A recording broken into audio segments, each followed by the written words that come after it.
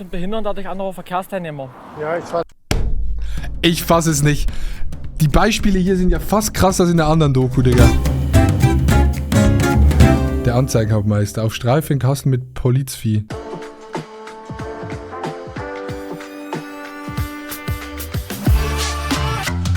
Das ist eine zweite Doku. Wie alt ist vor einem Tag? Ich fahre durch ganz Deutschland, suche Falschparker und zeige.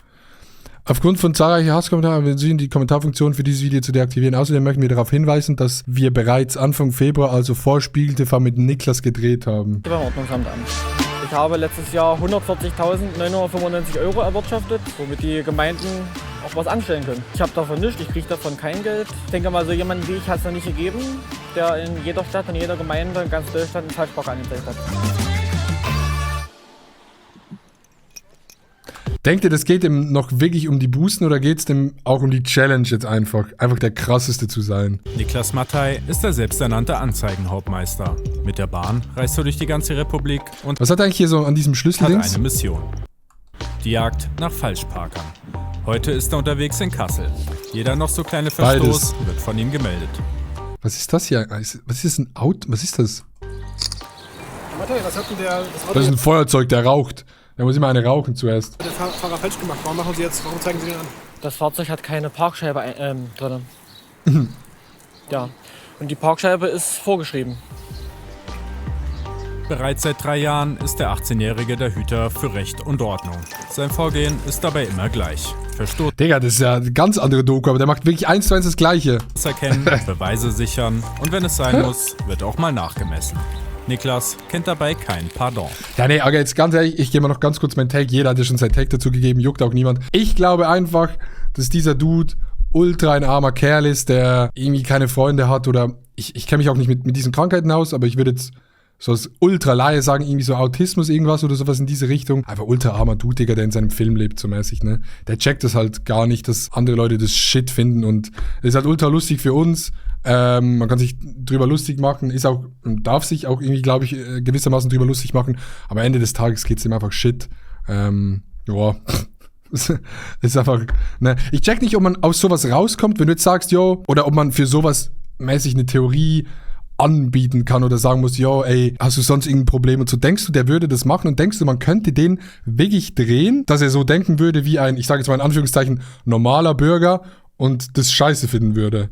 Könnte man, denkt ihr, man kann das wirklich drehen oder ist es im Kopf einfach so, da ist im Kopf irgendwas nicht ganz, oder ne, so psychisch vielleicht nicht ganz drin und dann bleibt es, dass man das gar nicht drehen kann, so mäßig. Warum jetzt der Zollstock? Was wird damit jetzt? Weil der ja hier am Schild erst steht. Also es steht nicht komplett drin. Das merkt man ja auch daran, dass der redet ja 1:1 gleich wie in der anderen Doku, ne? Der ist so, der redet wahrscheinlich immer so, das ist einfach so seine Art, ne? Am Schild und deswegen markiere ich mal hier die Position. Und dann vermesse ich am Fahrzeug, wie weit da drinnen steht. Und wie weit darf man da drin stehen oder darf man gar nicht drin stehen? Darf man gar nicht, ab Schild gilt das. Und das wäre in dem Fall... Digga, wie seine Dinger klappern, ist irgendwie geil. So in etwa 2,15 Meter steht da drin. Für die Anzeigen nutzt der Hilfs-Sheriff ein Online-Portal. Hier lädt er die Fotos hoch und beschreibt das Vergehen. Dann noch Ja, ist halt genau das gleiche wie die andere Doku, ne? ein Aktenzeichen vergeben und schon geht die Anzeige direkt zu den Behörden. Denn mit Paragraphen und Gesetzen kennt sich Niklas bestens aus. Ja, das ist das Krasse, habe ich mir auch gedacht. Der kennt sich ja wirklich aus. Der macht das nicht wirklich so ne, mach ich jetzt seit einem Jahr. Der kennt ja wirklich die Paragraphen und alles. Das ist crazy. Also die Straßenverkehrsordnung zum Beispiel, die lese ich eigentlich schon Für dein Leben, ADAC. ziemlich lange. Ja. Die lese ich schon ziemlich lange, Digga. Andere lesen die Bibel oder gucken Netflix und er liest die Verkehrsordnung. Das heißt, andere lesen Kinderbücher und Sie haben schon von klein auf die Straßenverkehrsordnung gelesen. Ja, so ungefähr. Also Kinderbücher haben mich nicht richtig erfüllt. Ich habe mich immer mehr für Sachbücher so interessiert. Naja. Ne, dumm ist er ja gar nicht, weil man merkt ja auch den Wortschatz, den er braucht und so, ist schon eloquent so auf eine Art, ne? Also da sind viele Wörter dabei, die wüsste ich jetzt nicht.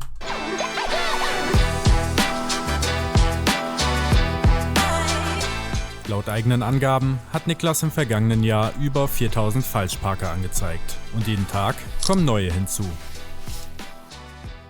Der parkt im eingeschränkten Haltverbot. Zeichen 286. Man darf hier nur halten, Zeichen 286, das ist doch krass. Der weiß das instant. aber nicht parken. Andernfalls kostet das jetzt in dem Fall 25 €. Was heißt denn halten und parken? Okay, aber Chat, was denkt ihr? Wie viel von diesen Anzeigen, die er wirklich gemacht hat, wurden auch, also ne, er sagt, er hat 140.000 erwirtschaftet. Ich sag, ganz ehrlich, der hat nicht mal 30.000 erwirtschaftet von diesen 140.000. Die gucken sich das an, denken sich, nö, nicht so schlimm, weiter, sage ich. Die haben so viel zu tun und dann müssen die noch 4.000 einzelne Anzeigen durchklicken, Bilder angucken und dann sagen, ob das eine Buße ist. Ich sag, nur wenn es ultra krass ist, haben die eine Buße gestellt, sonst haben die gesagt, ja, nee, passt weiter. Wer länger als 3 Minuten hält oder sein Fahrzeug verlässt, der parkt. Ob der nächste Verkehrssünder diese Regel auch kennt? Digga, geiles Foto, aber. Haben Sie jetzt hier vor zu parken? Wieso hat er eigentlich die GoPro drauf? Das ist eine GoPro aus 2011, Digga. Die hat noch so diese Metallknöpfe hier. Ich muss kurz in das Haus rein, ja? Wie lange denn? 5 Minuten. Aha, weil das ist eigentlich verkehrsberuhigter Bereich. Ich glaube, es ist muss Ja. Digga, es ist so krass. Es ist ihm halt einfach nicht unangenehm. Der hat kein Schamgefühl, ne? Das ist einfach weg bei ihm. Wo ich mich hinstelle, so. Weiß ich auch nicht. Also auch nicht. Wissen wir beiden nicht. Aha. Aber wäre doch easy money für die Stadt. Ja klar, es ist easy money für die Stadt, aber das ist auch ultra viel Aufwand, Digga. Du musst jeden Einzelnen dann nochmal von Hand oder weiß ich, was da genau die machen müssen. 4.000? Kannst du mal ausrechnen, wie viel Arbeitsstunden das sind, ne? Also Sie wollen doch noch bloß was ausliefern oder was? Nur kurz was aufschreiben, dann bin ich wieder weg. Ja, bis 3 Minuten ist halten. Ja, gut. Alles klar. Nur parken darf man halt nicht. Ist das unangenehm? Ist das unangenehm? Er verhält sich ja, in dieser Situation verhält er sich ja wirklich wie ein Polizist. Das hat ja nichts mehr zu tun mit irgendwie, ja, ich mach ein paar Anzeigen. Das ist ja wirklich, das ist ja so Security-Polizistenverhalten. Ich finde, das geht überhaupt nicht, sowas. Warum nicht? Ich habe kein Privat. Es gibt Ihnen ja nicht direkt was an, aber ich jetzt hier außer ich würde ihn jetzt behindern. Ne? Aber das mache ich ja eigentlich nicht. Also dann sehe ich keinen Grund, warum er das machen sollte. Sagen wir mal so, Freunde macht sich Niklas mit seinem Hobby nicht. Digga, dieser Soundeffekt immer. Der hat immer, wo ist mein Handy? Der hat die Glocke aus, also er ist nicht stumm und dann, ich kann nicht mehr reden, ich bin dumm. Und dann Lautstärke auf Maximum, das ist schön noch so klickt. Exakt 3 Minuten später. Wieso haben Sie jetzt von dem doch nochmal ein Foto gemacht? Naja, weil er ja doch länger steht, als er gedacht hatte.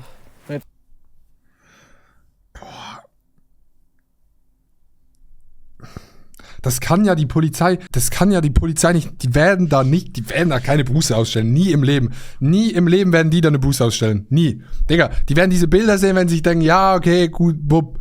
Nie im Leben werden die da doch wirklich eine Buße ausstellen. Das fuckt doch die selber ab. Das fuckt doch die Polizei selber ab, Digga. Aus dem Halten dort parken. Länger als 3 Minuten haben wir jetzt doch ein Parken. Das heißt, Sie würden auch jemanden aufschreiben oder melden, wenn er nach 3 Minuten 30 wieder runterkommt. Ja, natürlich. Also ich habe auch schon Haltverstöße angezeigt, wo jemand im absoluten Haltverbot gehalten hat, was 8 Sekunden gedauert hat. Das war... Ja, ne. Gesetz ist Gesetz, muss man durchsetzen. Das Kürzeste. Wie war die Reaktion von demjenigen oder derjenigen, die da gehalten hat? Bruder, die Polizei ist viel toleranter, Digga. Ich warte manchmal in Basel, gut, das ist Schweiz, warte ich am Bahnhof in so einem Halteverbot, wenn ich jemand vom Bahnhof abhole und wie oft da die Polizei schon gekommen ist und gesagt hat, jo, bitte wegfahren, ihr kannst nicht halten. Dann sage ich, ja, ich warte auf jemanden, der vom Zug kommt. Dann sagen die, ja, trotzdem muss wegfahren, dann fahre ich weg und dann gut ist. Digga, das ist ja... Der hat bloß gehalten und den aussteigen lassen. Der Fahrer hat es ja nicht mitgekriegt. Der wird erst auf dem Bus hier Bescheid gesehen haben. Und haben Sie kein schlechtes Gewissen? Nee. Warum? Absolutes Haltverbot ist absolutes Haltverbot. Der woanders in der Seitenstraße oder so fahren kann. Bro, imagine, du hast eine Panne im absoluten Haltverbot, da musst du zur Seite fahren. Dein Auto brennt ab, Frau hinten bekommt ein Kind, Sohn hat sich Arm gebrochen, muss ins Krankenhaus, Auto liegt ab, muss da zur Seite hinfahren, Buße. Als Denunziant vom Dienst hat Niklas einen geschulten Blick für jedes Nee, Vergehen. die Polizei ist nicht toleranter, weil die Bearbeitungskosten einschätzen können, sondern das geht ja nicht, die Polizei ist einfach toleranter, weil es Menschen sind, Digga. Es kommt ja darauf an, ob du jetzt eine Minute dort hältst oder ob du dein Auto dort hinstellst oder ob du kurz angehalten bist oder ob du kurz was ausladen musst. Das ist auch nicht, da geht's gar nicht um Geld bei einer Polizei, da geht's einfach darum, einfach um normalen Menschenverstand so. Aber eben dieses Argument zählt hier nicht, weil so wie ich ihn jetzt einschätze, ich würde wirklich gerne eine Einschätzung von so einem Psychiater oder einem Psychologen haben zu ihm, weil das in seinem Kopf halt gar keinen Sinn macht. Weil das irgendwie, ne, ich weiß nicht, es klingt so dumm, wenn ich das sage, so Autismus oder irgendwas. Ich würde jetzt in irgendeine Richtung gehen, dass es irgendeine Krankheit ist und dann kannst du bei ihm gar nicht mit so einem Argument kommen. Das zieht bei dem gar nicht. Checkt ihr das? Der lebt so, der denkt ganz anders. Hier ist in dem Fall jetzt die TÜV. Und ich meine, ne, weil das zeigt ja, der hat ja eine Intelligenz auf diesem Bereich, der weiß diese Paragraphen auswendig, der weiß alles, der guckt genau, der ist ja nicht dumm, aber der ist einfach, irgendwo ist ein bisschen... Kette abgelaufen, seit März 2022. Das bedeutet für diesen Fahrzeughalter jetzt 60 € und einen Punkt. Auch diese ganzen Wörter, Fahrzeughalter und so, das sind ja alles so Fuck-Wörter, Digga. Ich weiß ja nicht, warum ist die TÜV-Plakette so lange abgelaufen. Sind vielleicht die Bremsen kaputt? Dann fährt er mit dem Auto auf der Autobahn und verursacht einen schweren Verkehrsunfall. Der halt mit dieser... Ich finde es auch geil, wie ernst, er redet immer tot ernst. Der hat noch nie, in keiner Doku hat er ein bisschen gelacht, Digga. Bisschen gelacht. Anzeige jetzt vielleicht verhindert wurde. Ja. Im Schnitt zeigt Niklas pro Tag und Patrouille 20 Falschparker an. Besonders häufig trifft es Paketboten. Hallo? Sie parken hier auf dem Gehweg und behindern dadurch andere Verkehrsteilnehmer. Sie parken hier auf dem Gehweg und behindern dadurch andere Verkehrsteilnehmer. Der hat seine Sätze so im Kopf drin, ne? Sind immer die gleichen Sätze. Gerade ja einfach Pakete, ich habe ja Arbeit. Und dementsprechend die Warnzeichen. Der kennt halt auch keine Gnade, ne? Er kennt keine Gnade. Das ist so krass. Der verdient 1,2 im Monat, zu Hause Familie, Zweizimmerwohnung irgendwo. Nö, nix. Naja, sowas kommt halt auch oft vor. Aber er hat ja jetzt überhaupt nicht reagiert auf das, was du gesagt hast. Ja. Schreibe ich halt auch so mit einer Anzeige rein. Doch bevor es dazu Aber was schreibt er da dann rein? kommt, noch ein neuer Fall. Niklas, umdrehen. Mit seinem scheiß Fahrrad, ne? Sie parken hier Das ist so krass alles. weniger als 15 Meter von einem Haltestellenschild entfernt und behindern dadurch andere Verkehrsteilnehmer. Ja, Ich fass es nicht. Die Beispiele hier sind ja fast krasser als in der anderen Doku, Digga. Das ist ja ertappt auf frischer Tat. Holy shit, Mann. Da werden ja Leute... Du darfst ja bei ihm einfach gar nicht mehr anhalten, wenn es Stau gibt. Weil dann stehst du im Halteverbot irgendwo im Stau. Geht nicht. Ja. Das Ordnungsamt meldet sich aber trotzdem. Dann haben wir jetzt Tatzeitende. Naja, dass es die App gibt, ist doch nicht das Problem. Die App ist doch, wenn du irgendwo wohnst und irgendein Dulli parkt auf deinem Parkplatz, ganzen Nachmittag, dann ist ja das voll verständlich, dass es Leute gibt, ich würde es jetzt nicht machen, aber Leute gibt, die sagen, ja, okay, gut, will ich anzeigen oder so. Aber die App ist ja nicht für das gemacht, ne? Die ist ja für andere Fälle gemacht. Ende bei beiden um 13:58 Uhr. Berufen fühlt sich Niklas zum Ordnungshüter nur hobbymäßig. Er sagt, ein Job im Amt sei ihm zu langweilig. Die Bilanz des Ja, aber ganze Freizeit mit dem Fahrrad rumfahren. Tages 24 angezeigte Verstöße. Also mit einer Ich sag, von diesen 24 kommt 2 durch, Maximum. Kleinstadt oder mit einer Dorfgemeinde kann man das jetzt nicht vergleichen. Aber so im Vergleich mit Großstädten eigentlich durchschnittlich. Auf dem Rückweg zum Bahnhof fällt Niklas dann noch ein besonders schweres Vergehen auf. Nummer 25. Digga, wie er sein Handy auch immer wieder reinmacht. Er holt das jedes Mal raus. Das ist so geil. Der parkt 1 Meter im Taxenstand. Bro, ich sag ganz ehrlich, in Basel, ich park hier so auf dem Taxistand, wenn ich Döner hole. Ich park dort, Döner holen, fahr wieder weg. Maximum 3-4 Minuten, Digga. Und ab und zu, ich verstehe es auch, ne, Taxi war ein bisschen sauer, aber oft sind dann sehen die den Döner und machen, okay, gut, tschüss, schönen Tag, tschüss. Das darf er halt nicht. Haben Sie noch niemals eine Ausnahme gemacht? Eigentlich nicht. Also ich bin da schon sehr streng. Warum? Naja, Gesetz ist halt Gesetz. Nach 6 Stunden Streife geht es für den Polizisten zurück nach Hause. Wohin die nächste Dass er auch Polizfist heißt, Digga. Der fistet jeden Autofahrer in den Arsch. Dienstreise geht, hat der deutsche Anzeigenhauptmeister noch nicht entschieden. Ja, krass, Mann.